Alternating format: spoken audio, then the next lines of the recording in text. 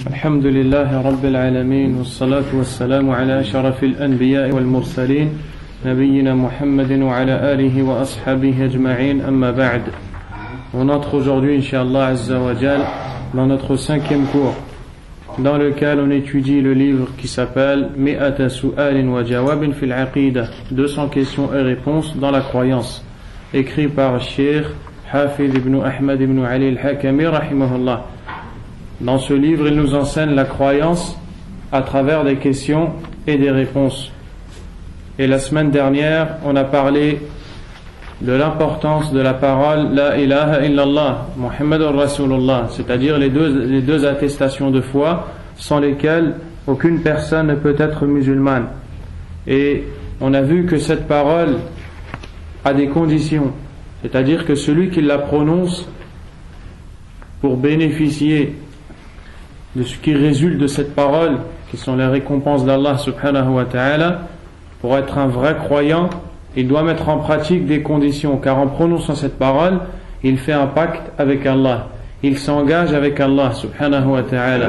Et dans tout engagement, dans tout pacte, il y a des conditions à respecter. Et le plus grand pacte que tu puisses faire, c'est lorsque tu dis Ashhadu an la ilaha illallah.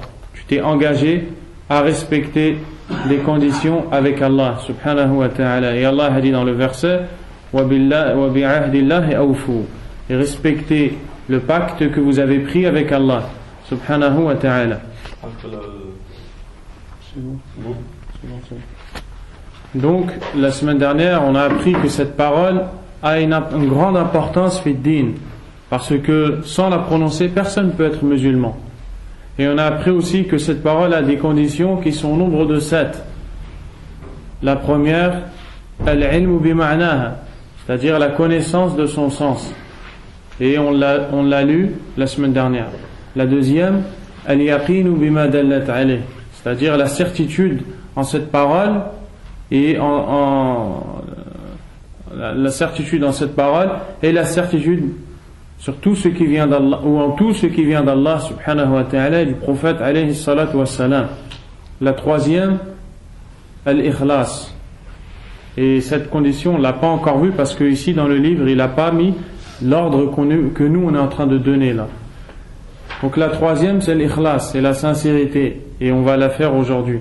La quatrième, as-sidq, c'est la véracité, et on va la faire aujourd'hui aussi. La cinquième, al-mahabba, c'est-à-dire le fait d'aimer cette parole et tout ce qu'elle implique, et on va le faire aussi aujourd'hui Inch'Allah. La sixième, al-qaboul, c'est-à-dire l'acceptation, le fait d'accepter cette parole et d'accepter tout ce qui vient, tout ce qui devient obligatoire à celui qui prononce cette parole.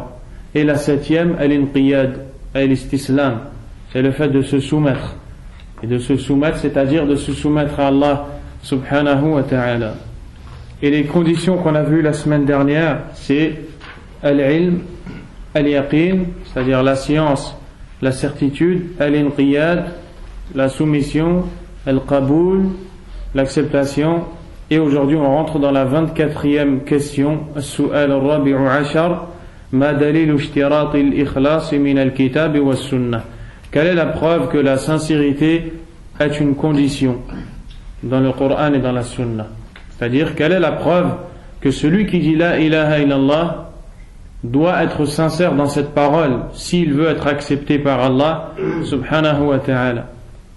Donc on comprend de cette question que al-ikhlas la budda minhu liman qala la ilaha illallah. Il est impératif que celui qui prononce la ilaha illallah doit être sincère. Al-ikhlas, le mot ikhlas en arabe il veut dire tasfiya, c'est-à-dire purification.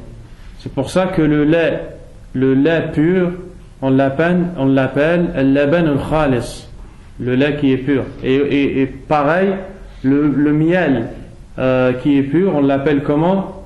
Al-asal al-khalis, c'est-à-dire le miel pur. Al-ikhlas, c'est le fait d'avoir une niyya khalisa, safiya lillahi azza wa jal. C'est le fait d'avoir une intention pure pour Allah subhanahu wa ta'ala. Et les savants de l'islam ont expliqué l'ikhlas avec plusieurs ta'rifat. définitions. Elles reviennent tous à la même chose. Tasfiyatul amal bi salih niyya an jami'i shawa'ib shirk. C'est-à-dire la purification de l'acte que tu fais.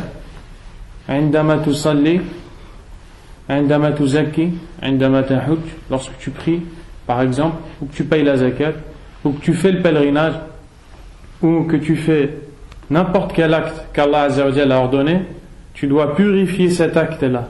Cet acte-là, il doit être pur pour Allah. Comment il va être pur pour Allah? En regardant ta niyya, que ton attention, elle doit être pure pour Allah subhanahu wa ta'ala. Tu ne dois vouloir que la récompense d'Allah. Tu ne dois vouloir que Allah subhanahu wa ta'ala. Parce que celui qui fait quelque chose pour autre qu'Allah, Allah Azza wa Jalla ne lui acceptera jamais. Ensuite, dans la réponse, il a dit al-jawab, qala Allah ta'ala, la réponse, Allah Azza wa Jalla a dit ala lillahi dinul khalis. C'est dans surat Az-Zumar. Allah Azza wa Jalla, il a dit inna anzalna ilayka al-kitaba bil haqq. Nous t'avons fait descendre le livre en toute vérité. Fa'budillaha mukhlishan lahu ad-din. Adore donc Allah en étant sincère avec lui. Ensuite, il a dit ala lillahi dinul khalis. La religion pure n'est-elle pas Allah? C'est-à-dire, Allah Azza wa Jalla n'a-t-il pas le droit que tu l'adores seul, sans associé, et que lorsque tu veux faire quelque chose, tu ne dois vouloir que lui, après tous les bienfaits qu'Allah Azza wa Jalla t'a donnés, et après tout ce qu'Allah Azza wa Jalla t'a donné, et tout ce contre quoi il t'a protégé, ne mérite-t-il pas une chose, c'est que tu sois sincère avec lui? C'est pour ça que le prophète alayhi salatu wassalam, il a dit que le jour du jugement dernier, dans un hadith, il nous dit que Yawm al-Qiyamah, Allah subhanahu wa ta'ala, il va ordonner à ce qu'on fasse entrer la personne qui était la plus riche dans ce bas monde, mais qui désobéissait à Allah et qui faisait du shirk, qui adorait autre qu'Allah. Il va ordonner aux anges de faire entrer cette personne en enfer un très court instant et de la faire sortir immédiatement. Il va rentrer en enfer et va ressortir tout de suite. Allah subhanahu wa ta'ala va lui dire: est-ce que tu as goûté à la richesse? Est-ce que tu as été à l'aise dans ta vie? Est-ce que tu as été heureux? Tu as goûté à la joie? Il va dire: je n'ai jamais rien goûté. Je n'ai jamais connu la joie. Pourquoi? Parce qu'il va tout oublier quand il va voir de ses yeux l'enfer. Ensuite, Allah Azza wa Jalla, il va ordonner aux anges de faire entrer la personne qui était la plus pauvre dans ce bas monde, la plus misérable, mais qui était sincère avec Allah et qui ne voulait qu'Allah et qui obéissait à Allah Azza wa Jalla. Ils vont la faire entrer un très court instant au paradis et ils vont la faire sortir tout de suite. Allah il va lui dire: est-ce que tu as connu le malheur? Est-ce que tu as connu les difficultés, des problèmes? Il va dire: Allah, j'ai jamais connu le malheur. Pourquoi? Parce que si c'est ça le résultat d'entrer au paradis, il n'a jamais connu le malheur. Et c'est pas ce hadith-là que je voulais dire, mais c'est pas grave. Le hadith que je voulais dire, je viens de m'en rappeler maintenant, c'est que Allah subhanahu wa ta'ala, il va dire à la personne qui est le moins châtiée en enfer: est-ce que tu voudrais donner la dunya et tout ce qu'il y a avec pour que je te fasse sortir de l'enfer? Vous pensez qu'il va répondre non? Il va répondre oui. Si je pouvais donner tout ce que j'avais, je le donnerais pour payer ma sortie. Allah Azza wa Jalla, il va lui demander, il va lui dire: je t'avais demandé moins que ça. Je t'avais demandé de m'adorer seul sans associé. Je t'avais demandé d'être sincère. Donc le musulman, il doit être sincère envers Allah. Et Allah Azza wa Jalla ici, il dit: ala lillahi din al-khalis. N'est-ce pas Allah qu'appartient à la religion exclusive, la religion pure, l'adoration pure, subhanahu wa ta'ala. Wa qala ta'ala fa'budillaha mukhlishan lahu ad-din. Et il a dit, donc Allah Azza wa Jalla a dit c'est le verset qu'on vient de citer, c'est dans la même surah: adore donc Allah en lui vouant la religion sincèrement. Donc Allah Azza wa Jalla n'a pas seulement ordonné de l'adorer. Il n'a pas dit fa'budullah, c'est tout. Il a dit fa'budillaha mukhlishan lahu ad-din. Adore Allah Azza wa Jalla en lui vouant la religion sincèrement. لأنك إذا عبدت الله وعبدت معه غيره لا تكون مخلصا ولا يقبلك الله. Parce que si tu adores Allah Azza wa Jal et qu'en même temps tu adores autre qu'Allah, Allah ne t'accepte pas. C'est pour ça que le prophète alayhi salam, l'imam Muslim rapporte, que Abu Huraira rapporte, que le prophète alayhi salam rapporte, qu'Allah Azza wa Jal a dit, c'est un hadith qudsi, Ana aghna shuraka'i 'ani shirk, je suis celui qui se passe le plus les associés. Man amila amalan ashraka fihi ma'i ghayri taraktuhu wa shirka. Celui qui fait un acte dans lequel il m'associe à autre que moi, je l'abandonne lui et son shirk, son association. Si toi demain tu viens pour prier et tu fais salat, tu rentres dans la prière, cette prière-là, tu dois la faire que pour Allah subhanahu wa ta'ala.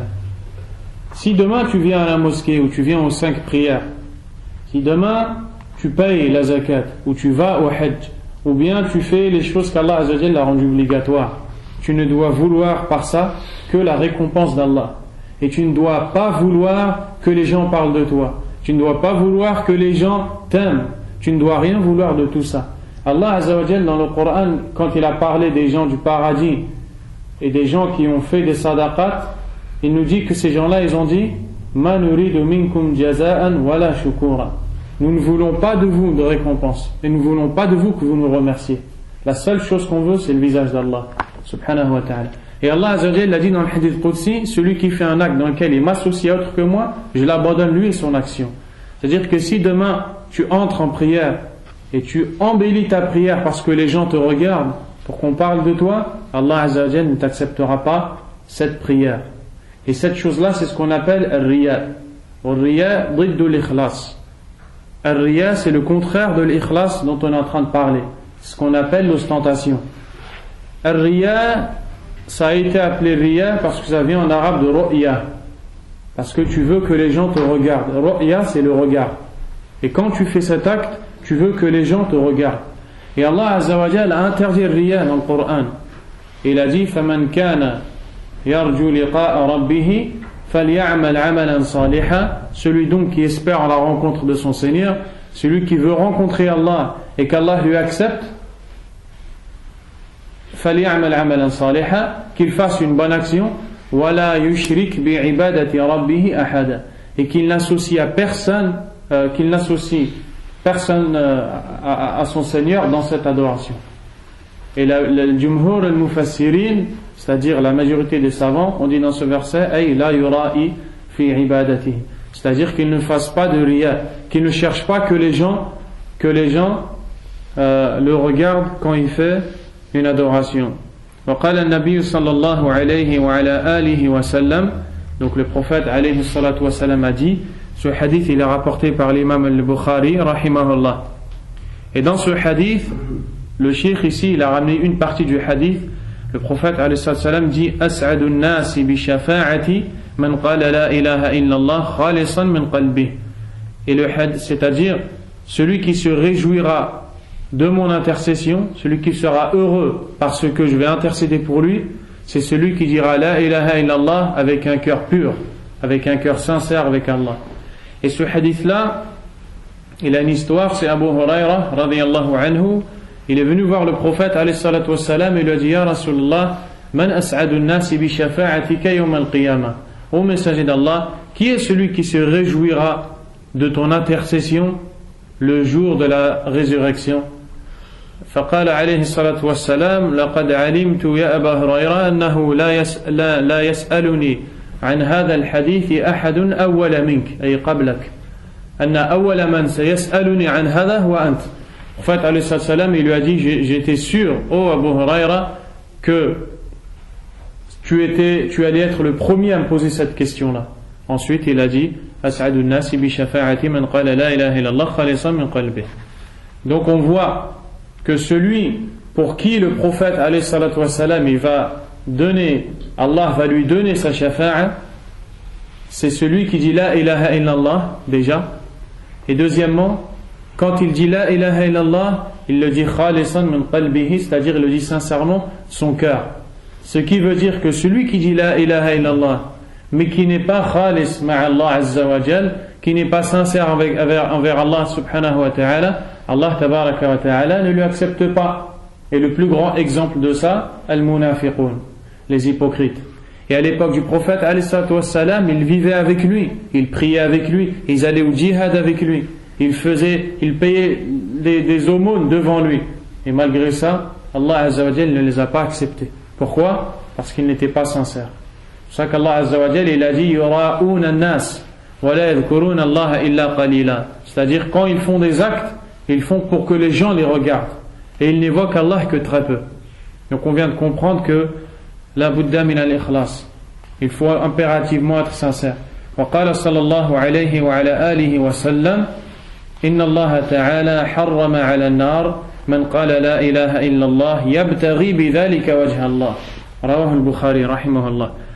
Donc ce hadith qui est rapporté par le Bukhari, le prophète alayhi salatu wassalam nous dit dedans, certes Allah élevé soit-il a interdit au feu celui qui dit la ilaha illallah et qui par ça ne recherche que le visage d'Allah.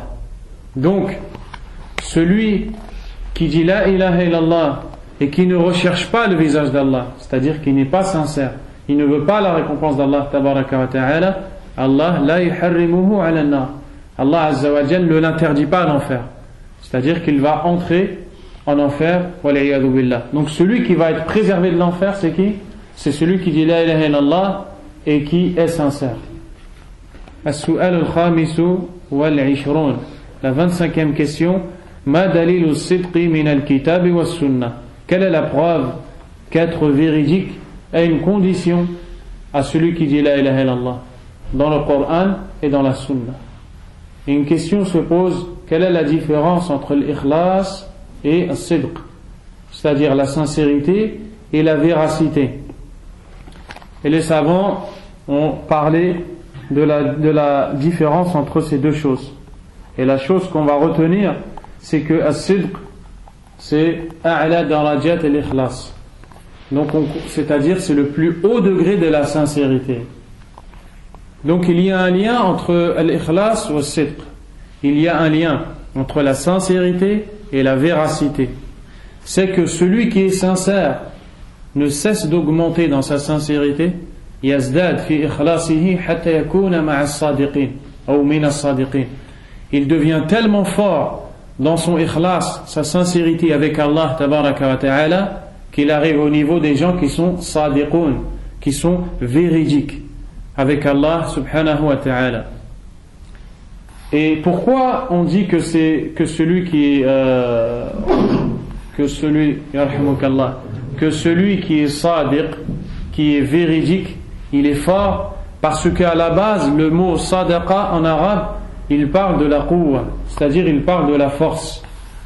C'est pour ça que Allah Azza wa Jal, quand il dit bal ja'a bil haqq, quand il parle du prophète alayhi salatu wassalam, il dit que le prophète alayhi salatu wassalam est venu avec la vérité, wa saddaqa al mursalin, ay akkadahum bi quwwa, akkada khabarahum bi quwwa, fa as-sadiqu rajulun qawi.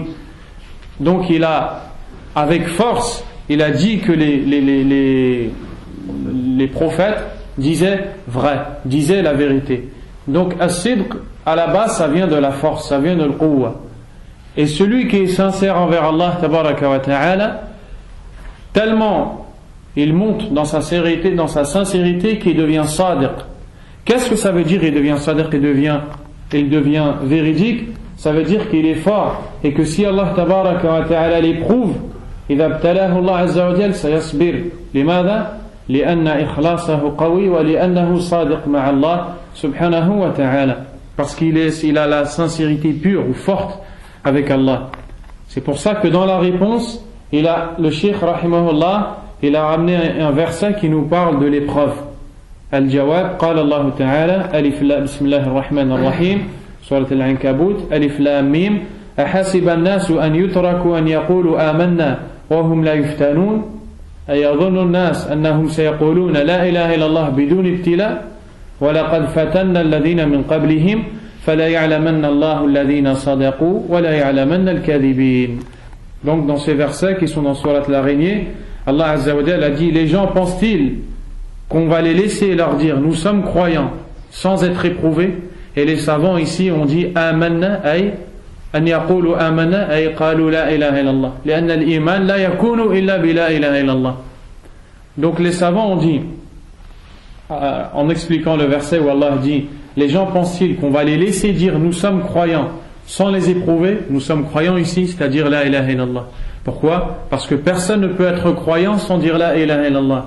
Donc c'est comme si qu'ici Allah nous dit, pensez-vous que Allah va vous laisser dire la ilaha illallah sans vous éprouver? Pourquoi Allah va nous éprouver? La réponse dans le deuxième verset, وَلَقَدْ فَتَنَّا الَّذِينَ مِنْ قَبْلِهِمْ. Certes, on a éprouvé les gens avant eux.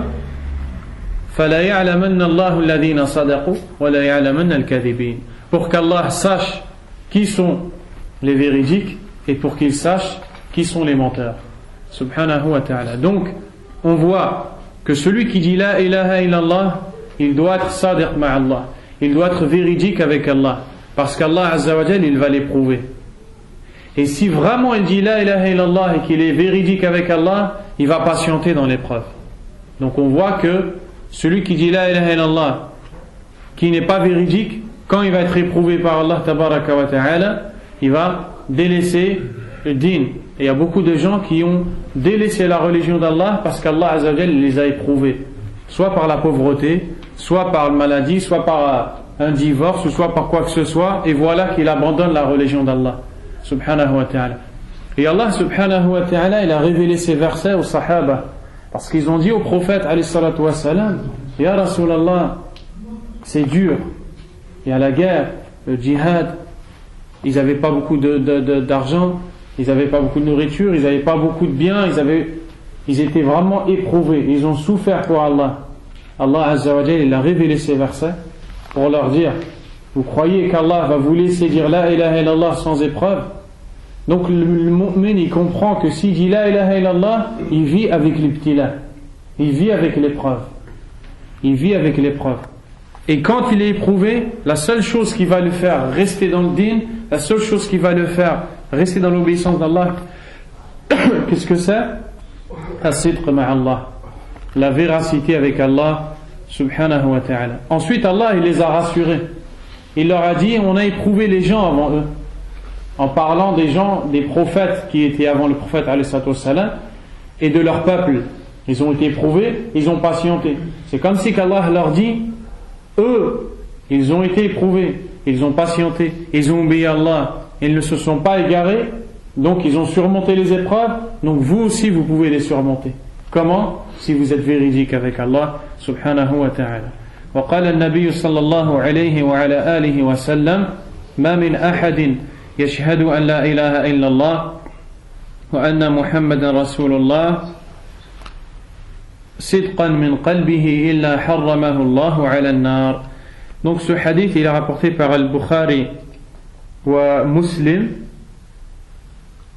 Selon Anas ibn Malik radiyallahu anhu, le prophète alayhi salatu wassalam a dit, personne n'atteste que nulle divinité n'a le droit à l'adoration sauf Allah et que Mohammed est son messager véridiquement de son cœur sans qu'Allah ne l'interdise de l'en faire.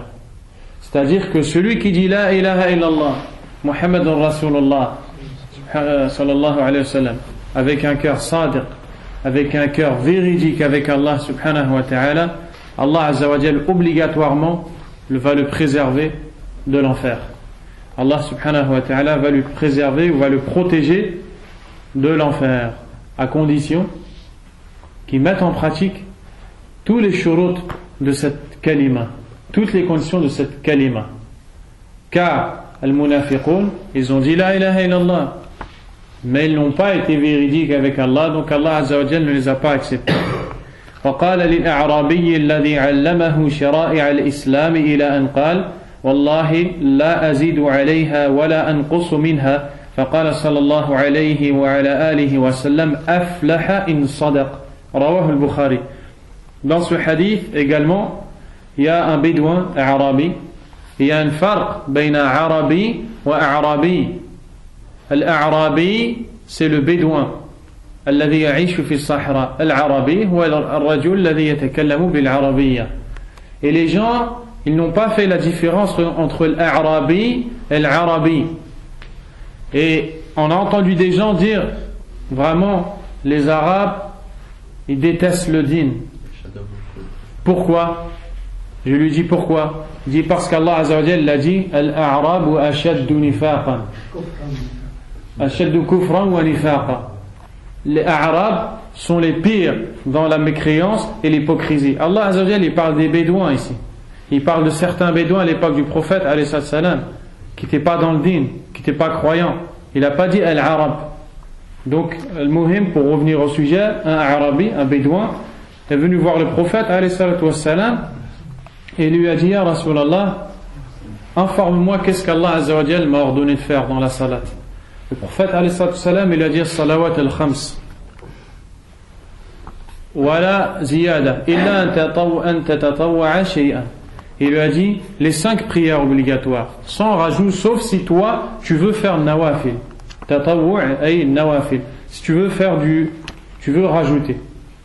Ensuite, il lui a dit, qu'est-ce qu'Allah Azza wa Jalla m'a rendu obligatoire dans le siyam? Il lui a dit, siyam Ramadan.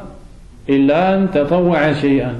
Il lui a dit, si l'obligation est que tu jeûnes le mois de Ramadan, sauf si tu rajoutes, tu veux jeûner en plus le lundi, le jeudi, etc.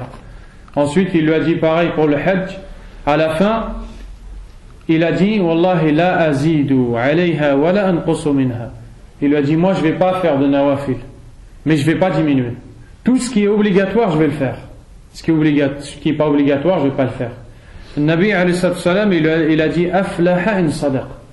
Il va réussir, et il va réussir s'il est véridique. S'il est véridique dans ce qu'il dit, et s'il reste tout le temps à faire ses obligations, il va réussir. Parce qu'Allah Azza wa Jal, ce qu'il veut de nous en premier, c'est les choses obligatoires. Et les choses recommandées, c'est une sunnah, mais c'est un khair de les faire, il ne faut pas les délaisser. Donc on retient ici que le Nabi alayhi salam, il a mis une condition, aflaha in sadaq. Idha lam yasduq la yuflih. Donc il va réussir s'il est véridique. Ce qui veut dire que s'il n'est pas véridique, il ne va pas réussir. Donc il nous est obligatoire d'être véridique avec Allah subhanahu wa ta'ala. On fait une parenthèse. Ici le prophète alayhi salam, à chaque fois il nous dit dans les hadiths qu'on vient de lire que celui qui dit la ilaha illallah sincèrement ou véridiquement, Allah il va l'interdire au feu. Il va le préserver du feu. Et sachez qu'à chaque fois que vous voyez dans un hadith ou dans un texte, nas, min al-Qur'an ou sunnah, que ce soit du Qur'an ou la sunnah, harramahu Allah ala an-nar, at-tahrim ala an-nar yakunu ala qismayn. À chaque fois que vous voyez le prophète dit, Allah va interdire cette personne à l'enfer, donc il va le préserver de l'enfer. Quand Allah préserve de l'enfer, il préserve de l'enfer de 2 manières. At-tahrim al-awwali ou at-tahrim ba'da zaman. Le premier, c'est que Allah Azza wa Jal va l'interdire de l'enfer directement. Bima'na annahu lan yadkhul an-nar abadan. Et ça, c'est pour celui qui n'a pas fait de shirk, ou bien qui a fait tawbah et qui est mort sans shirk, et avec tawbah des kaba'ir. Il s'est repenti à Allah Azza wa Jal, il est mort, il a demandé pardon à Allah, il a regretté ses péchés, il les a arrêtés. Celui-là, il rentre directement au paradis. Et donc il est préservé d'entrer en enfer, d'entrer directement. La deuxième façon dont Allah Azza wa Jal préserve les gens de l'enfer, c'est-à-dire il les préserve de l'éternité en enfer. Al-tahrim al-thani, al-tahrim al-awwal, tahrim al-dukhul. Al-thani, tahrim al-khulud. Donc le premier, c'est l'interdiction d'entrer. Le deuxième, c'est l'interdiction d'y rester éternellement. Et cela, le deuxième, donc tahrim al-khulud, bima'na annahu yadkhulu an-nar, lakin Allah Azza wa Jal harrama alayhi al-khulud fi an-nar, sayakhruju yawman min az-zaman.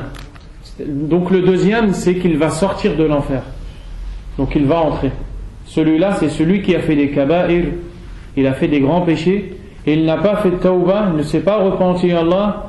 Donc Allah a voulu qu'il paye ses péchés d'abord, mais comme il a dit la ilaha illallah sadiqan min qalbihi, véridiquement avec son cœur, et que le prophète alayhi salam a dit Allah l'a interdit en enfer, celui-là le sens de ce hadith pour celui-là, ça sera Allah a interdit à cette personne d'éterniser en enfer. Donc l'interdiction en enfer qu'on lit dans les hadiths est de deux sortes. L'interdiction d'entrer en enfer et la deuxième, l'interdiction d'éterniser en enfer. واضح؟ ما شاء الله. جزاكم الله خير. السؤال السادس والعشرون, la 26e question. ما دليل اشتراط المحبة من الكتاب والسنة? Quelle est la preuve que l'amour est une condition de la ilaha illallah dans le Coran et dans la Sunna? Vous voyez qu'à chaque fois dans les questions, il répète la même chose. Min al-kitab wa sunna, min al-kitab wa sunna. Quelle est la preuve qu'on tire dans le livre et dans la Sunna? Dans le livre et dans la Sunna, fi hada tarbiya. Les savants, quand ils écrivent des livres et qu'ils enseignent, chaque mot qu'ils emploient pour enseigner l'islam aux gens, ils choisissent les meilleurs mots. Et là, à chaque fois, ils répètent min al-kitab wa sunna, le Coran et la Sunna, pour faire comprendre que le musulman, il prend sa religion de deux sources, al-Coran wa sunna. Il comprend sa religion avec le Coran et avec la Sunna. Ici, quelle est la preuve que le mahabba, c'est-à-dire l'amour, est une condition de la parole la ilaha illallah, ce qui veut dire que celui qui n'a pas cette condition-là n'aura pas les récompenses d'Allah Azza wa Jal. Donc, al-mahabba, le fait d'aimer, il n'y a pas besoin de ta'rif pour ça. Il n'y a pas besoin de définition. Al-mahabba hiya al-mahabba. L'amour, c'est l'amour et c'est connu, c'est wadih. Et quand on dit al-mahabba, shart min shurut la ilaha illallah, quand on dit que l'amour c'est une condition de la ilaha illallah, c'est-à-dire mahabbatu hadhihi al-kalima wa ma dallat alayhi wa mahabbatu Allah azza wa jal wa mahabbatu kitabillah wa mahabbatu rasulillah wa mahabbatu sunnati rasulillah wa mahabbatu shari'atillah wa mahabbatu ahkamillah wa mahabbatu shara'i'illah azza wa jal. Kullu hadha shart liman qala la ilaha illallah. Tout ça c'est une condition à celui qui dit la ilaha illallah. Le fait d'aimer la parole la ilaha illallah et d'aimer son sens, le fait d'aimer Allah azza wa jal, d'aimer le livre d'Allah, la parole d'Allah, les règles d'Allah, le fait d'aimer le messager d'Allah alayhi salam, le fait d'aimer la sunnah du messager d'Allah sallallahu alayhi wa sallam, le fait d'aimer le din et le fait d'aimer tout ce qui vient d'Allah subhanahu wa ta'ala. C'est une condition à celui qui dit la ilaha illallah.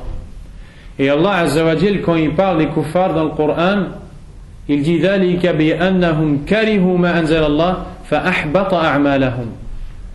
Quand il a dit quand il nous parle des mécréants dans surat Muhammad, Allah azza wa jal il dit ils ont détesté ce qu'Allah a fait descendre, c'est-à-dire ils ont détesté le Coran wa sunna, ils ont détesté le wahi, la révélation. Qu'est-ce qui s'est passé? Fa ahbata Allah a'malahum.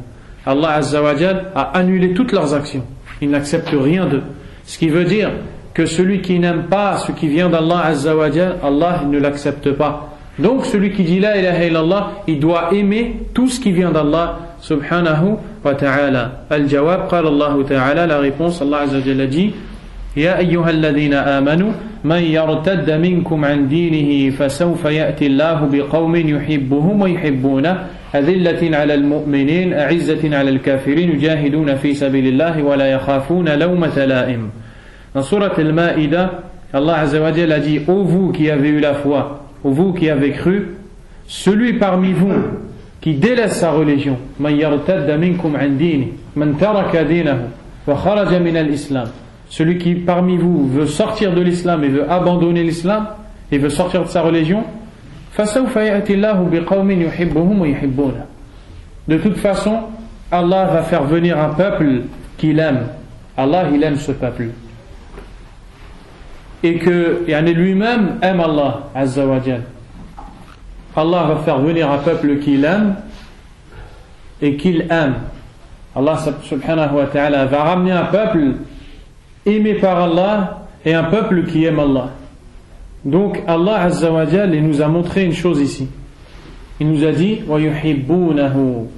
Quand il nous a parlé des croyants qui vont venir, il nous dit que c'est ceux qui vont aimer Allah Azza wa Jal. Donc Allah Azza wa Jal athna alayhim li'annahum yuhibbunahu. Allah tabaraka wa ta'ala ici a fait les éloges de ces gens-là parce qu'ils l'ont aimé. Ce qui veut dire qu'il est obligatoire d'aimer Allah Azza wa Jal et tout ce qui vient d'Allah subhanahu wa ta'ala.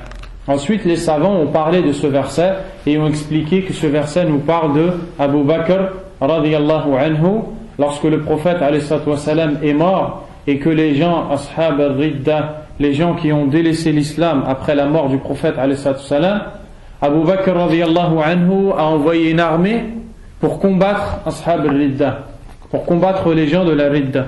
Et les savants ils disent que dans ce verset, Allah il s'adresse à ceux qui ont eu l'intention de quitter l'islam après la mort du prophète alayhi salam. Sachez que vous allez quitter l'islam, mais il y a un peuple qui va venir. Ce peuple est aimé par Allah et ce peuple aime Allah subhanahu wa ta'ala.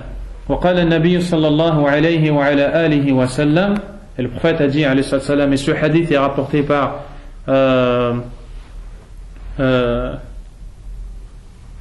il est rapporté par Muslim selon Anas ibn Malik. Le prophète a dit ثلاث من كن فيه وجد بهن حلاوة الإيمان. Il y a trois choses. Celui qui les goûte ou celui qui a ces trois choses, il va goûter à la douceur de la foi. أن يكون الله ورسوله أحب إليه مما سواهما. La première chose, qu'Allah et son messager lui soient préférés à tout autre. C'est-à-dire qu'il aime Allah Azza wa Jal et qu'il aime le Nabi alayhi salatu wassalam plus que quiconque. Deuxièmement, وأن يحب المرء لا يحبه إلا لله. Deuxièmement, et qu'il aime une personne et qu'il ne l'aime que pour Allah. C'est-à-dire qu'il aime les mu'minin, qu'il aime les croyants et qu'il les aime que pour Allah subhanahu wa ta'ala. La troisième, أن يكره أن يعود في الكفر, qu'il déteste retourner dans la mécréance, بعد إذ أنقذه الله منه, après qu'Allah l'en ait sauvé, كما يكره أن يقذف في النار, comme il détesterait être jeté dans le feu. Dans ce hadith, le Nabi alayhi salatu wassalam, il nous a donné trois choses. Et il nous dit que celui qui connaît, qui a ces trois choses-là, va goûter à la vraie douceur de la foi. Donc il y a des informations dans ce hadith-là. La première information, c'est que la foi, elle a une douceur. Al-iman lahu halawa. La foi, elle a une douceur. Et c'est ce qu'on voit dans Sahih al-Bukhari, quand le prophète alayhi salatu wassalam a envoyé une lettre à Hiraql Azim al-Rum, Hiraql qui est le chef des Roms, pour l'appeler à l'islam. Hiraql, il a demandé aux gens qui étaient là, est-ce qu'il y a quelqu'un qui connaît bien cet homme-là? Et Abu Sufyan, à l'époque, c'était un kafir billah, après il est rentré en islam, radiyallahu anhu, il a dit, moi je le connais. Il s'est rapproché de Hiraql, et Hiraql, il lui a posé des questions sur le prophète alayhi salam. Et parmi les questions qu'il lui a posées, il lui a dit, ayarji'u ahaduhum an dinihi sakhtatan, est-ce que un d'eux délaisse sa religion quand il rentre dedans, il l'abandonne parce qu'il finalement il voit qu'il n'aime pas sa religion? Abu Sufyan, il a dit là, personne, au contraire, adaduhum yazdad, leur nombre ne fait que de s'accroître et de grandir. Hiraql, il a dit fahada ta'amul iman idha khalatat bashashatuhu al-qulub. Il a dit voici le goût de la foi lorsque sa douceur se mélange dans le cœur ou entre dans le cœur. Ala kulli hal, la foi elle a une douceur.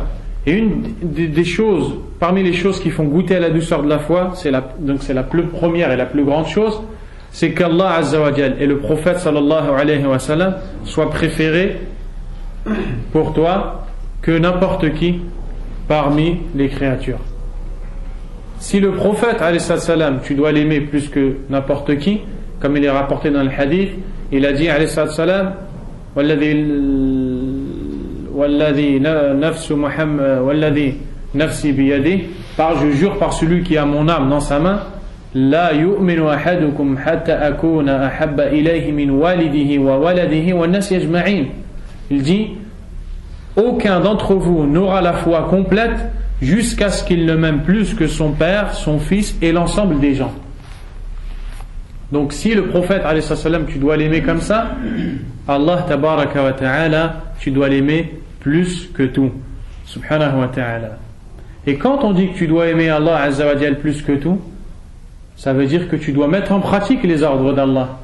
Et c'est là qu'on voit que beaucoup de gens avec la langue disent Uhibbullah, Uhibbullah, Uhibbullah, j'aime Allah, j'aime Allah, j'aime Allah. Mais quand il doit obéir à Allah Azza wa Jal, on voit une autre chose que sa parole. On voit une autre chose que sa parole. C'est pour ça que le prophète sallallahu alayhi wa sallam a dit Inna fil jasadi mudra idha salahat salaha al jasadu kullu wa idha fasadat fasada al jasadu kullu ala wa hiya al qalb. Il y a dans le corps un morceau de chair. S'il est pieux, tout le corps va être pieux. Et s'il est pervers, tout le corps va être pervers. Et ce morceau de chair est le cœur. Ce qui veut dire que celui qui a un cœur pieux, ça va se voir dans ses membres. Et que celui qui a un cœur pervers, qui désobéit à Allah, ça va se voir dans ses membres. Et ça ne lui sera d'aucune utilité de dire tous les jours et du matin au soir j'aime Allah, j'aime Allah, s'il ne fait rien qui montre qu'il aime Allah. Alaykum salam wa rahmatullahi wa barakatuh. Donc, on comprend que l'amour d'Allah Azza wa Jal, c'est une condition pour celui qui dit La ilaha illallah. As-su'al. Donc maintenant, on vient de voir les 7 conditions de La ilaha illallah. Al-ilm, al-yaqin, al-ikhlas, al-sidq, al-mahabba, al-qaboul, al-inqiyad. Comprendre ce que veut dire La ilaha illallah, être sûr et certain et ne pas avoir de doute de tout ce qui vient d'Allah Azza wa Jal, être sincère dans la religion d'Allah, être véridique avec Allah Azza wa Jal, aimer Allah plus que tout, et aimer tout ce qui vient d'Allah Azza wa Jal, accepter tout ce qui vient d'Allah et mettre en pratique tout ce qui vient d'Allah subhanahu wa ta'ala. Celui qui met en pratique ces 7 choses-là, c'est celui-là qui va avoir fada'il la ilaha illallah qu'on a lu dans tous les hadiths, toutes les mérites de la ilaha illallah qu'on lit. Il ne rentrera pas au paradis, il aura telle récompense, à condition qu'il met en pratique ces 7 choses-là. Donc on voit que c'est toujours pas une parole, c'est tout. Comme les gens y pensent.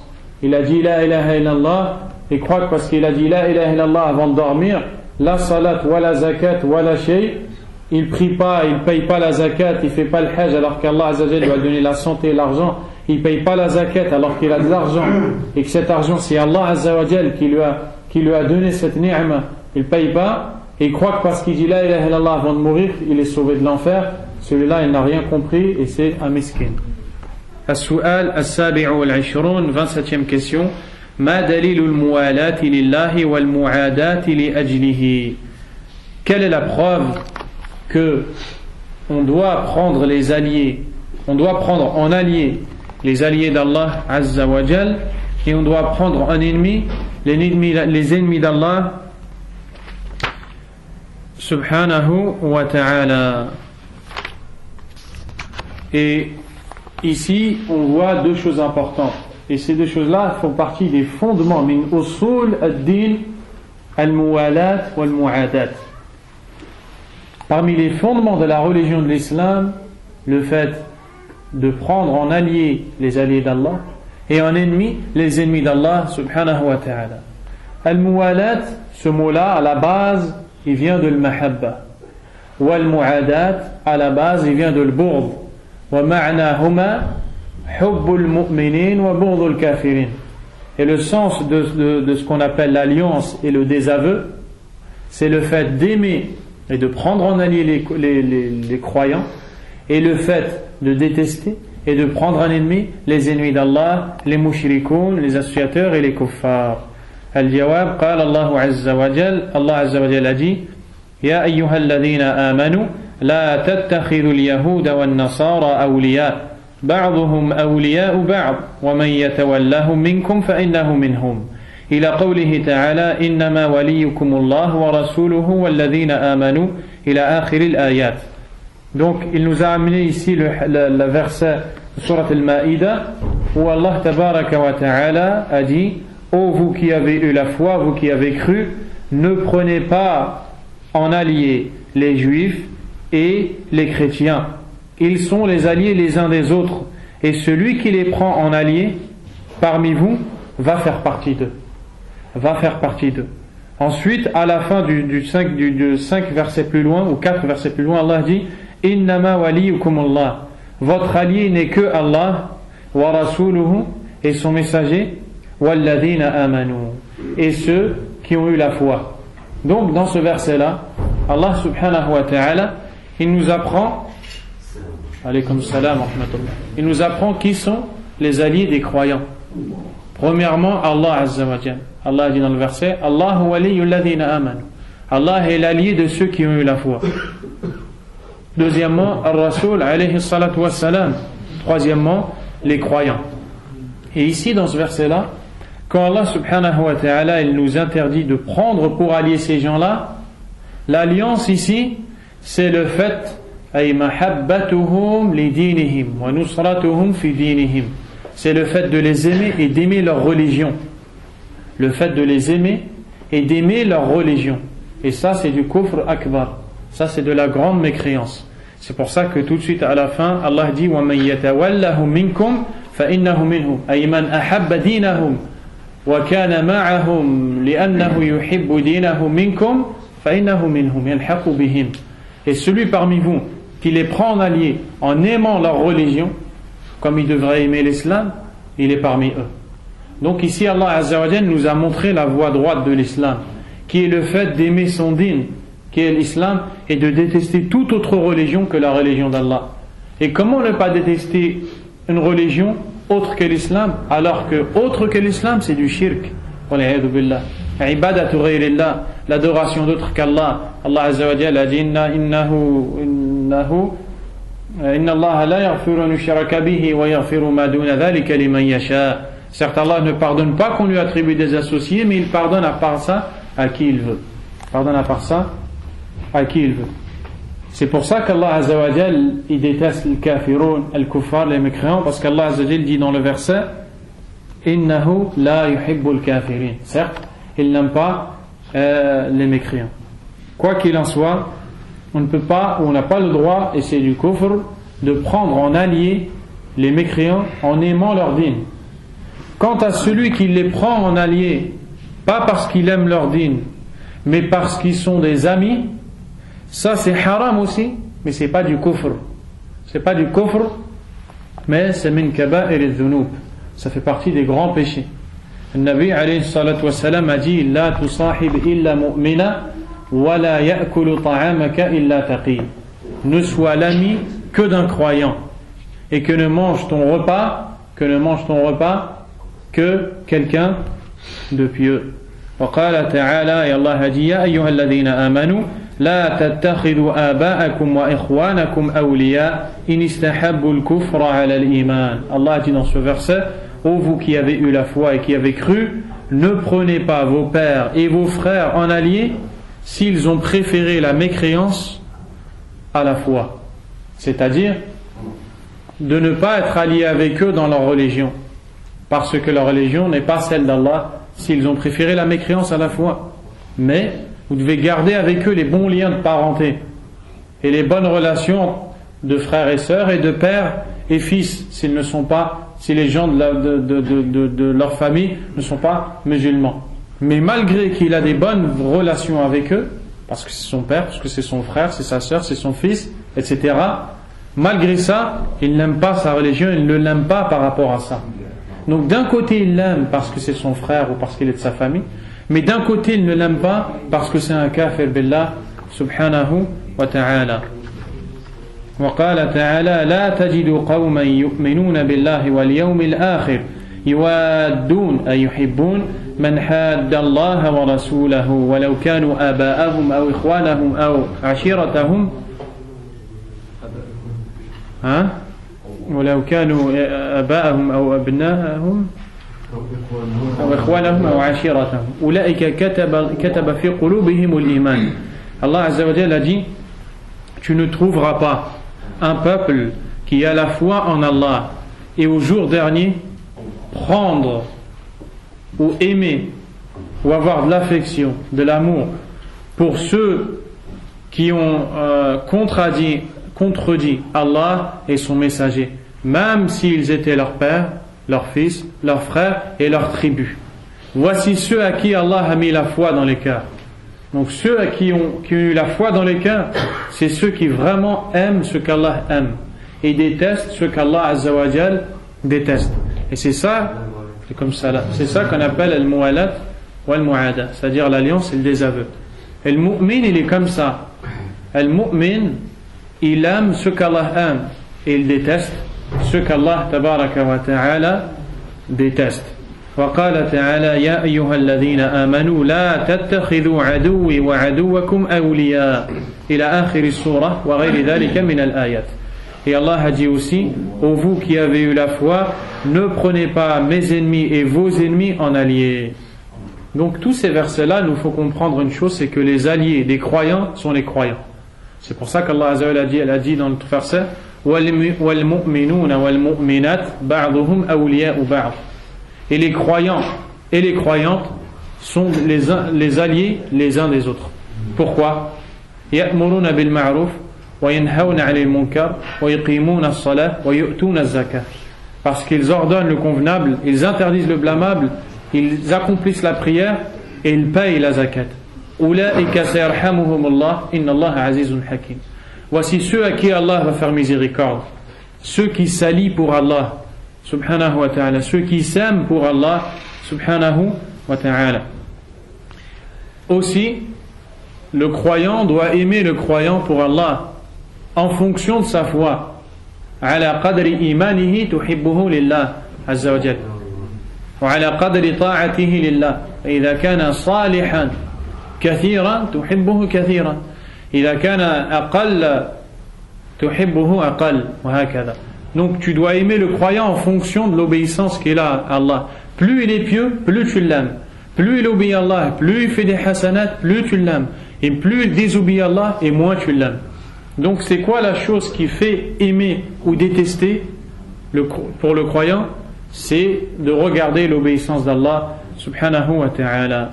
Et ça c'est le sens de la ilaha illallah. Celui qui dit la ilaha illallah, il doit vraiment mettre dans son cœur qu'il doit aimer ce qu'Allah aime et détester ce qu'Allah déteste subhanahu wa ta'ala. Il reste du temps ou pas? Un gros quart d'heure. السؤال الثامن والعشرون. La 28e question.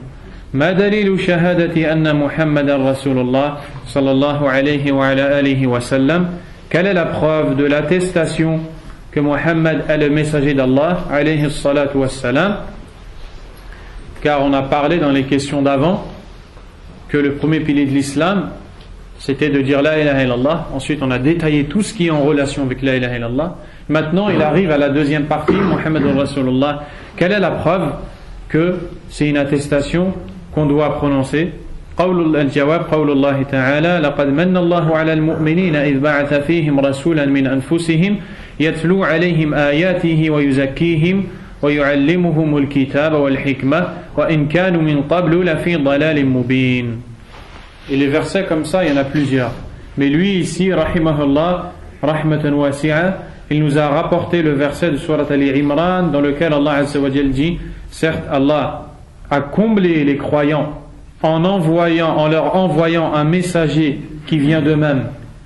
Rasulan min anfusihim min al-arab, un messager qui vient d'eux-mêmes. Yatlu alayhim ayatihi wa yuzakkihim ay yutahhiruhum min ash-shirk wal-dhunub wal-ma'asi wa sayyi al-akhlaq.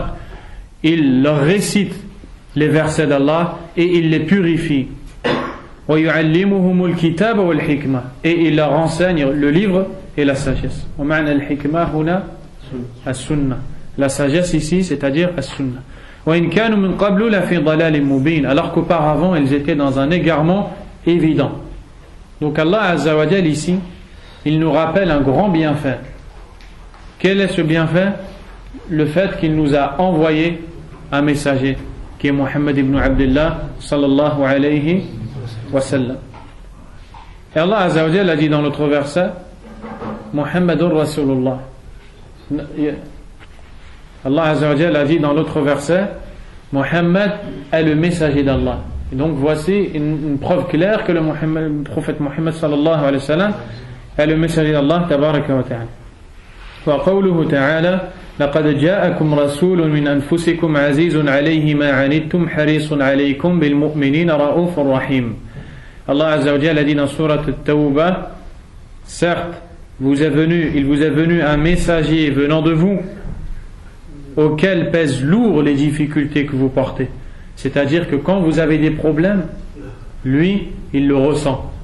Quand vous êtes triste, c'est lourd dans son cœur. Il est triste aussi. Alayhi salatu wassalam. Harisun alaykum. Et il est motivé pour votre guider. Il veut votre khair, votre bien. Il veut que vous entriez au paradis, que vous obéissiez à Allah. Bil mu'minina ra'ufur rahim. Il est compatissant, il est miséricordieux, alayhi salatu wassalam, avec les croyants. Wa qawluhu ta'ala, et sa parole, Wallahu ya'lamu innaka la rasuluh wa ghayruha min al-ayat. Et Allah sait que tu es son messager. Donc tout ça, ce qu'on vient de lire, c'est des preuves que le prophète, alayhi salatu wassalam, Mohammed est le messager d'Allah, alayhi salatu wassalam. Il nous reste combien? السؤال التاسع والعشرون la 29e question ما معنى شهادة أن محمد رسول الله صلى الله عليه وعلى آله وسلم. Maintenant, quel est le sens de l'attestation que Mohammed est le messager d'Allah عليه الصلاة والسلام. الجواب هو التصديق الجازم من صميم القلب المواطئ لقول اللسان بأن محمدا عبده ورسوله إلى كافة الناس إنسهم وجنهم. La réponse, c'est le fait de croire et d'avoir la pleine conviction du cœur et de prononcer avec la langue que Mohammed est le serviteur d'Allah subhanahu wa ta'ala et il est son messager qui a été envoyé à l'ensemble des gens et de la créature, les djinns et les hommes. Allah dit dans le verset Shahidan wa mubashiran wa nadhira wa da'iyan ila Allah bi'idhnihi wa sirajan munira. Donc dans ce verset, surat al-Ahzab, Allah a dit ô prophète, nous t'avons envoyé aux gens comme témoin, comme annonciateur, mubashiran, ay tubashir an-nas bil jannah idha yata'uk. Tu vas annoncer la bonne nouvelle aux gens qui sera l'entrée au paradis s'ils t'obéissent. Wa nadhira ay tukhawifuhum min an-nar idha hum 'asawk. Tu leur fais peur en leur les avertissant contre l'enfer s'ils désobéissent. Wa da'iyan ila Allah bi'idhnihi wa sirajan munira. Et tu es un appeleur à Allah, un prêcheur vers Allah. Tu appelles les gens à Allah Azza wa Jal et à l'obéir par sa permission. Et une lampe éclairante pour montrer la voie à suivre aux gens. Il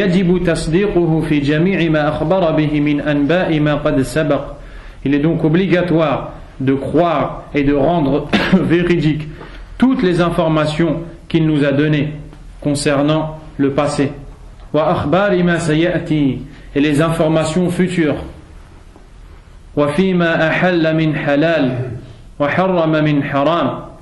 et de croire que tout ce qui est halal c'est ce que lui a rendu halal et tout ce qui est haram c'est ce que lui a rendu haram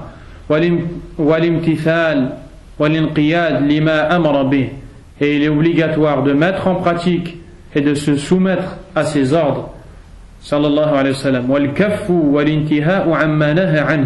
et le fait de délaisser complètement tout ce qu'il a interdit de faire alayhi salatu wassalam wattiba'u shari'atihi waltizamu sunnatihi fi sirri wal jahri ma'a rida bima qada.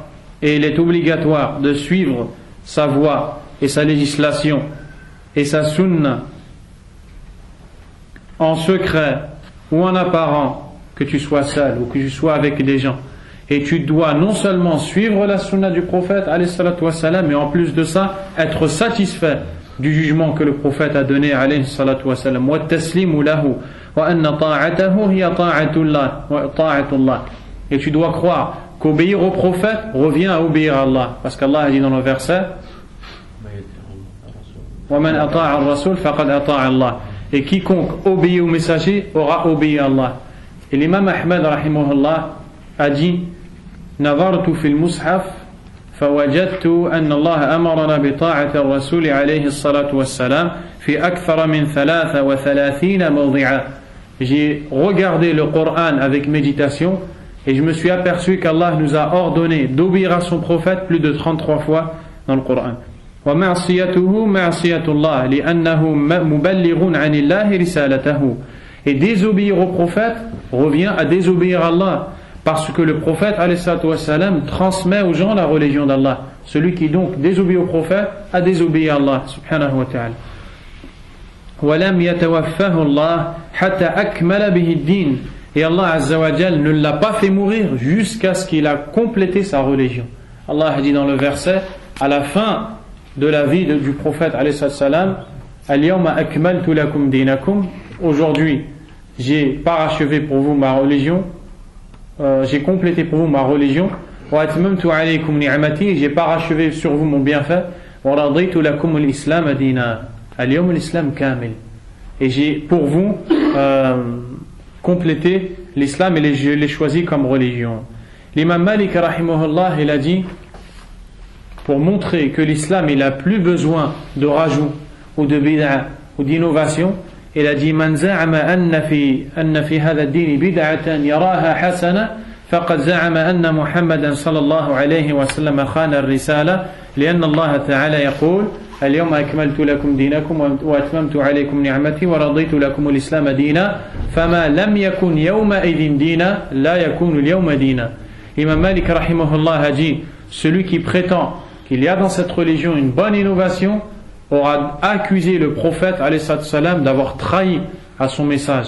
Car Allah a dit dans le verset, aujourd'hui j'ai complété pour vous ma religion et j'ai parachevé sur vous mon bienfait et j'agrée pour vous l'islam comme religion. Ensuite il dit, ce jour-là, c'est-à-dire le jour où Allah il a révélé ce verset, ceux qui ne faisaient pas partie de la religion n'en fait pas partie aujourd'hui. Et on doit croire que le prophète alayhi wassalam a transmis complètement la religion. Allah azza wa jalla a dit, Ya ayyuhan nabi ou Ya ayyuhan rasul balligh النبي والرسول يا أيها النبي بلغ ما أنزل إليك من ربك وإن لم تفعل فما بلغت رسالته والله يعصمك من الناس. Dans ce verset, Allah Azza wa Jalla a dit, ô prophète, transmets ce qui est venu de ton Seigneur. Si tu ne le fais pas, tu n'as pas transmis son message. Est-ce que vous pensez que le prophète alayhi salam n'a pas transmis le message d'Allah Azza wa Jalla? Il a tout transmis sans rien oublier, à un point les Sahaba radiyallahu anhum ont dit Allamana Rasulullah alayhi salatu wasalam kulla shay hatta al-khira'a ay adab qada al-haja. Un compagnon il a dit le prophète alayhi salatu wasalam nous a tout appris, même comment aller faire ses besoins. Même comment aller faire ses besoins. وترك أمته على المحجة البيضاء ليلها كنهارها لا يزيغ عنها بعده إلا هالك. Et il a laissé sa communauté sur une voie claire. De nuit comme de jour, ne dévie de cette voie que celui qui est voué à la perte. Et dans ce sujet, il y a beaucoup d'autres questions qui vont venir après, incha'Allah. والله أعلم وصلى الله وسلم وبارك على نبينا محمد وعلى آله وصحبه أجمعين. نسأل الله عز وجل بأسمائه الحسنى وصفاته العلى الفقه في الدين والإخلاص فيه وأن يقبل أعمالنا وأقوالنا ويغفر لنا ذنوبنا ويدخلنا الجنة ويباعدنا عن النار. وصلى الله وسلم وبارك على نبينا محمد. سبحانك اللهم وبحمدك أشهد أن لا إله إلا أنت أستغفرك وأتوب إليك. وبارك الله.